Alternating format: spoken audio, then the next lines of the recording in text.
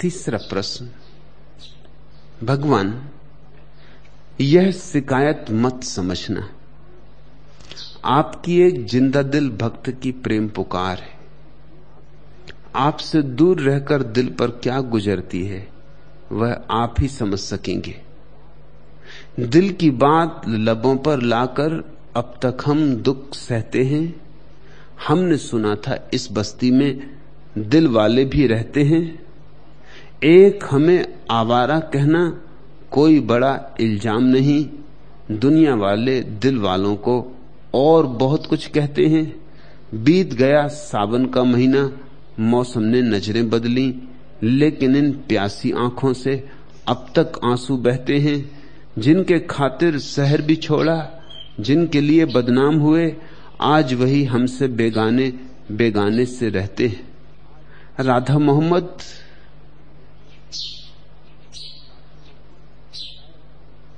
शिकायत तो है, नहीं तो प्रश्न की शुरुआत इस बात से न होती कि इसे शिकायत मत समझना। तुझे भी शक है कि शिकायत समझ ली जाएगी।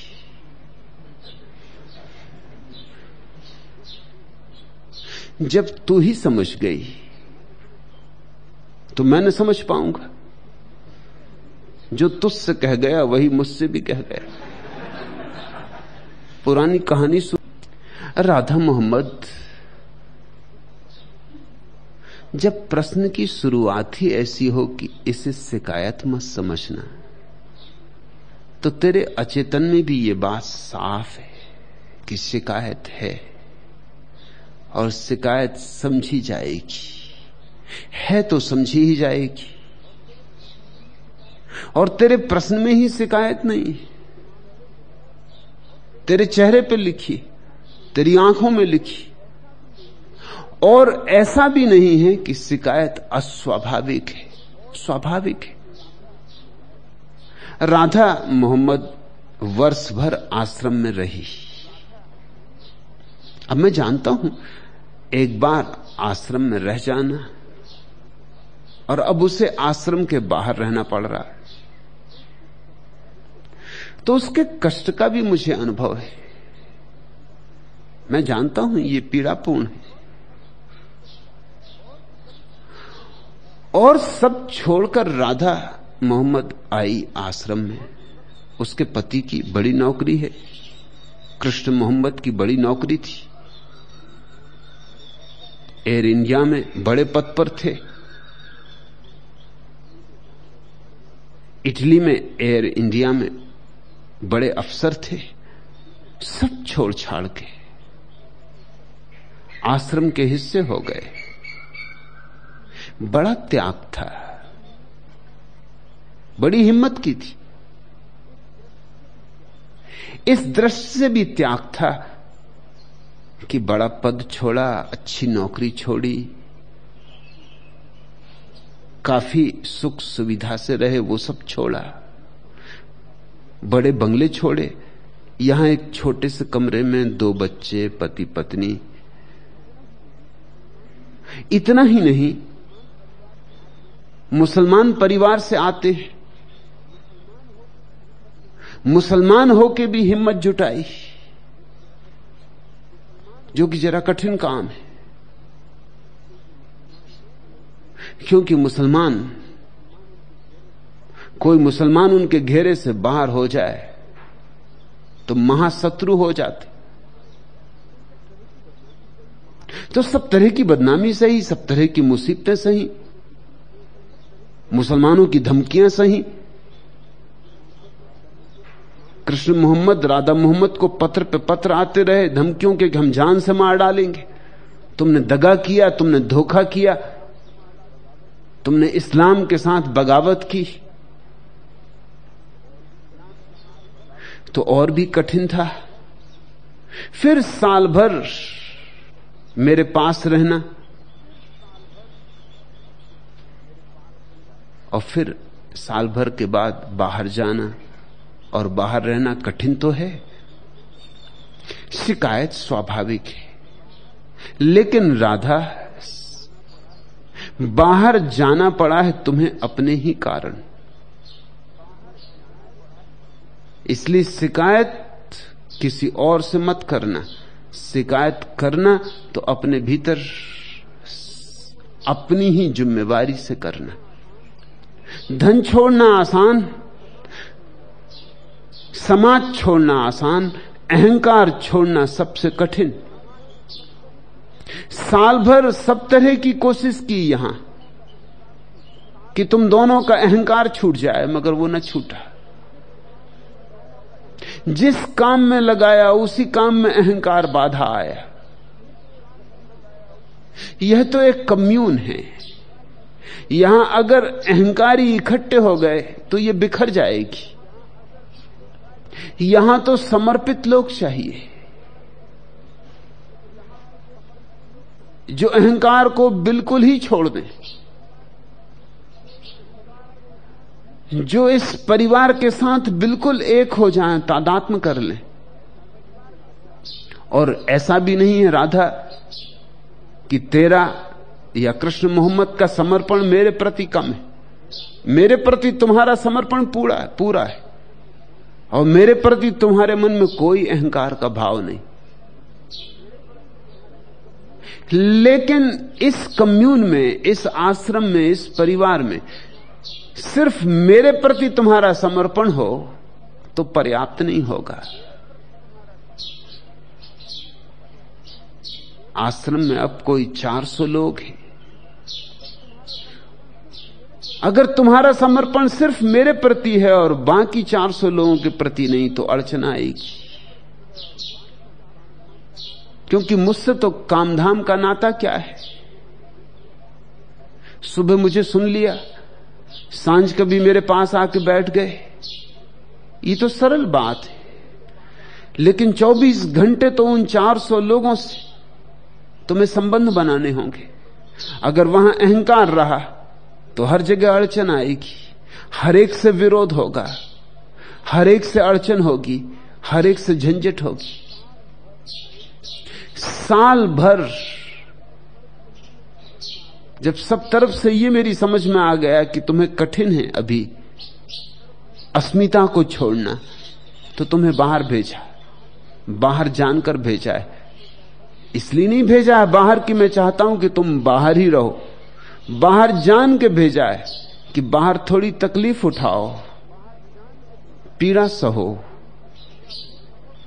प्रेम की पीड़ा भोगो और अनुभव करो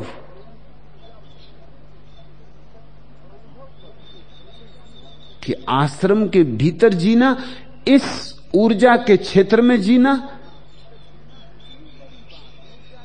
इतनी बड़ी बात है कि उसके लिए छोटे से अहंकार को छोड़ने में संकोच करने की कोई जरूरत नहीं। जिस दिन तुम्हें यह अनुभव हो जाए, द्वार तुम्हारे लिए खुले, सदा खुले। मगर अब यह अनुभव हो तो ही द्वार के भीतर प्रवेश हो सकेगा। जब तक यह अनुभव न हो जाए तब तक समझो कि बाहर की पीड़ा झेलनी पड़ेगी। तुम्हारी शिकायत सही है, मैं तुम्हारे दुख को जानता हूं इसलिए तुम्हें बाहर भेजा है, ताकि तुम्हें साफ हो जाए, ताकि तुम चुनाव कर सको कि इतना दुख झेलना है, मुझसे वंचित होना है या कि अहंकार छोड़ना है। अब विकल्प सीधे सीधे। और ध्यान रखना, यह मत सोचना कि अहंकार मेरे प्रति छोड़ना, वो तो बहुत आसान है। दीक्षा के प्रति छोड़ना है, शीला के प्रति छोड़ना है, लक्ष्मी के प्रति छोड़ना है, और यहां सारे काम करने वाले लोग हैं उनके प्रति छोड़ना है। तभी ये एक नया परिवार निर्मित हो सकेगा। और ये तो अभी शुरुआत है। ये परिवार बड़ा होने वाला है। इसलिए अभी मैं लोग तैयार कर रहा हूं, ऐसे लोग जो केंद्र बन जाएंगे। फिर नए लोग आएंगे, तो उनकी हवा में डूब जाएंगे, उनकी बाढ़ में डूब जाएंगे। जैसे ही 500 लोग तैयार हो गए, समग्र रूप से समर्पित, कि जिनके भीतर अहंकार का कोई भाव ही नहीं, कि फिर तुम चमत्कृत होकर देखोगे। हजारों लोग प्रतीक्षा कर रहे हैं जो आना चाहते, मगर मैं उन्हें रोक रहा हूं। हजारों लोग आने के लिए आवेदन कर रहे हैं, लेकिन मैं उन्हें रोक रहा हूं, क्योंकि जब तक कम से कम 500 लोगों का एक ऐसा परिवार निर्मित ना हो जाए कि जिसमें एक नया आदमी आएगा तो डूबना ही पड़ेगा उसे। लेकिन अगर तुम्हारे भीतर ही कलह रही, अगर तुम्हारे भीतर भी दलबंदी रही, तो फिर वो नया आदमी भी आके तुम्हारी कलह सीखेगा और दलबंदी सीखेगा।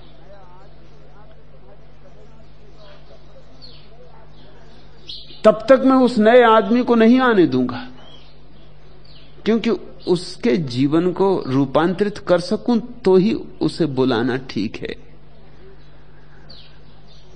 एक बुद्ध क्षेत्र निर्मित कर रहा हूं। तुम्हें साल भर का अवसर दिया,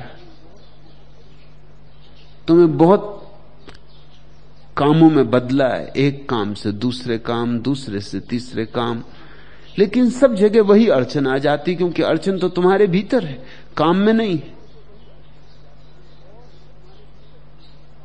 और ये मत सोचना कि जब तुम्हारी किसी से कलह होती है तो उस कलह के लिए तुम तर्क नहीं खोज सकते। तर्क तो खोजे ही जा सकते, और यह भी हो सकता है तुम्हारे तर्क बिल्कुल ठीक ही हों, यह भी मैं नहीं कहता।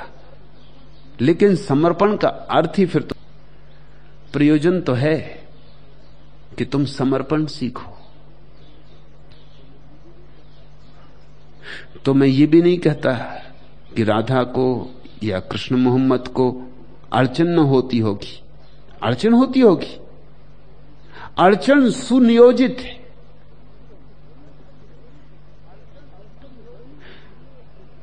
अड़चन है ही इसलिए क्योंकि अड़चन होगी तो ही तुम्हारा अहंकार उभर के सतह पर आएगा, और उस सतह पर आए अहंकार को विसर्जित करना है। जिस दिन तुम्हारी तैयारी हो जाए, द्वार तुम्हारे लिए खुले, मैं प्रतीक्षा करूंगा। लेकिन अब तैयारी हो जाए तो ही। अगर तुम तैयार हो गए, और तुम तैयार हो रहे हो, और राधा भी तैयार होगी और कृष्ण मोहम्मद भी तैयार होंगे, तैयार होना ही पड़ेगा। मेरे जैसे आदमी के हाथ में फंस गए तो भाग नहीं सकते।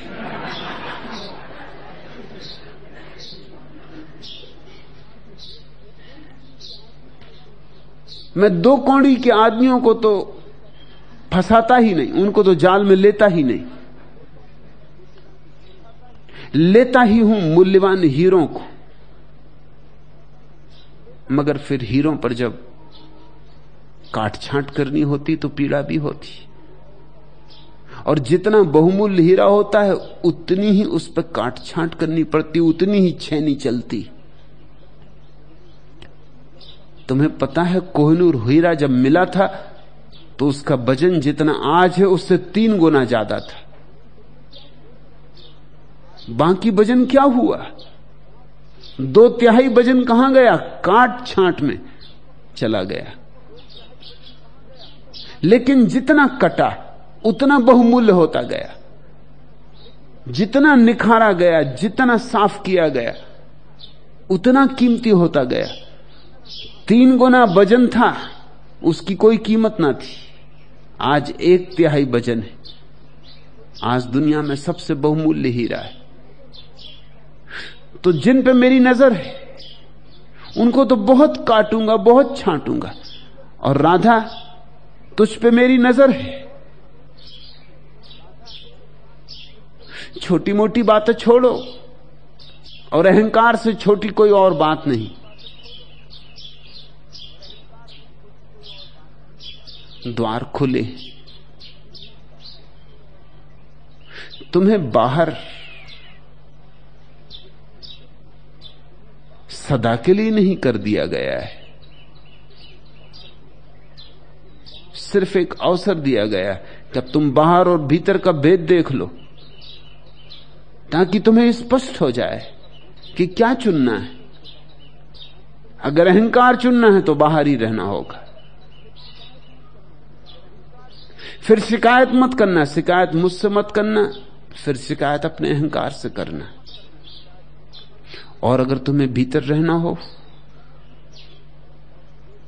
तो फिर अहंकार को छोड़ने की तैयारी दिखाओ, और बेशर्त, कोई शर्त बंदी नहीं कि मुझे ऐसा काम मिलेगा तो ही मैं करूंगी, फिर कोई शर्त बंदी नहीं।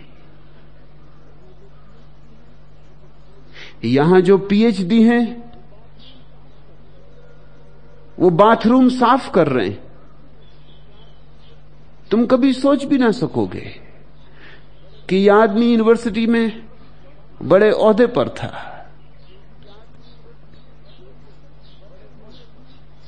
जो डीलिट हैं बर्तन मांज रहे हैं।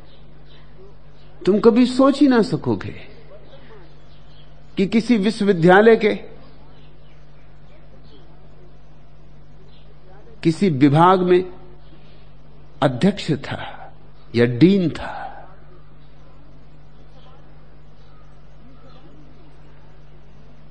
यह सवाल ही नहीं है कि तुम्हारी योग्यता क्या है, तुम्हारी योग्यता का सवाल नहीं है। यह तो एक रासायनिक प्रक्रिया है कि तुम्हें तुम्हारी योग्यता के अनुसार काम मिले, पद मिले, प्रतिष्ठा मिले, तो फिर ये तो बाहर की दुनिया ही यहां भी हुई। यहां तुम्हारी योग्यता, पद, प्रतिष्ठा का कोई मूल्य नहीं है। यहां तो सिर्फ एक बात का मूल्य है, तुम्हारे समर्पण का, तुम्हारे बेशर्त समर्पण का। और मैं जानता हूं कि राधा तू कर पाएगी, कृष्ण मोहम्मद कर पाएंगे, मेरा भरोसा बड़ा है। देर अबेर सही, मगर यह होना है। जल्दी ही तुम वापस परिवार में लौट आओगे, मगर सब तुम पे निर्भर है। कितनी देर लगानी तुम तय कर लो। मगर इस बार जब भीतर आओ तो ख्याल रख के आना कि फिर कोई शिकायत नहीं। सही भी हो शिकायत तो भी शिकायत नहीं।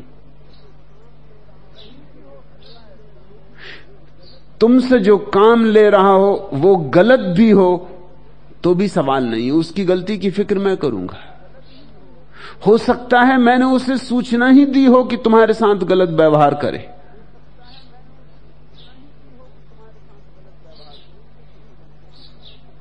आखिर मैं काम कैसे करूंगा? मैं तो कमरे के बाहर निकलता नहीं। मैं तो इस पूरे आश्रम में कभी घूम के भी नहीं देखा हूं। अगर मुझे किसी का कमरा खोजना पड़े तो मैं खोज ही ना पाऊंगा।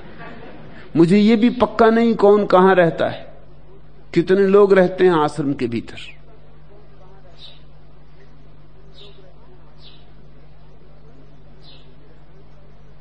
मैं काम कैसे करूंगा? मेरा काम का अपना ढंग है।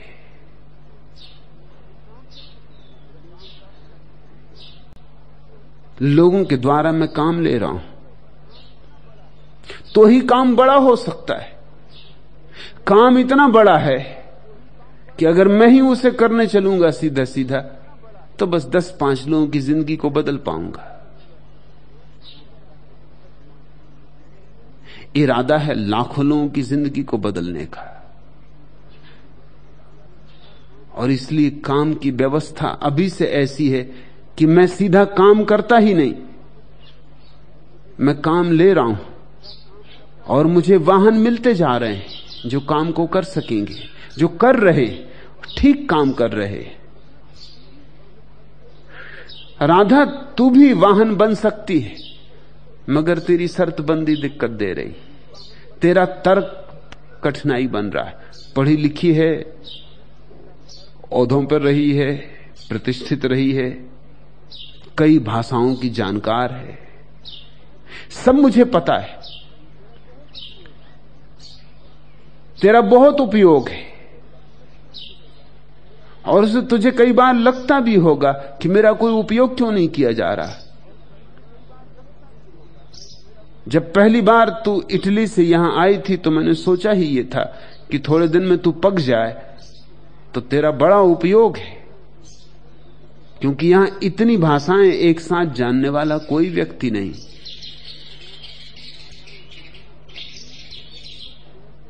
तो यहां तो सारी दुनिया से लोग आ रहे हैं। हमें ऐसे लोग चाहिए जो बहुत सी भाषाएं एक साथ जानते हो। लेकिन मुझे प्रतीक्षा करनी पड़ी, क्योंकि कुछ चीजें तेरे भीतर टूट जाएं तो ही तू मेरा माध्यम बन सकती है। लेकिन और सब तो ठीक, अहंकार नहीं टूट रहा है। उसको छोड़ दे, आज छोड़ दे तो आज वापिस आ जा। थोड़ी देर लगानी हो तो थोड़ी देर लगा, देर हो तो तेरी तरफ से, मेरी तरफ से नहीं। और बाहर भेजा है तो सजा नहीं दी है, सजा तो मैं किसी को देता ही नहीं। दंड में मेरा भरोसा नहीं। बाहर भेजा है तो सिर्फ एक अनुभव के लिए कि तू देख ले कि अहंकार बचाना है तो फिर ये स्थिति, और अगर मेरे प्रेम में जीना है और मेरी हवा में जीना है और मेरी सन्निधि को पाना है तो फिर अहंकार की कीमत चुकाने की तैयारी होनी चाहिए।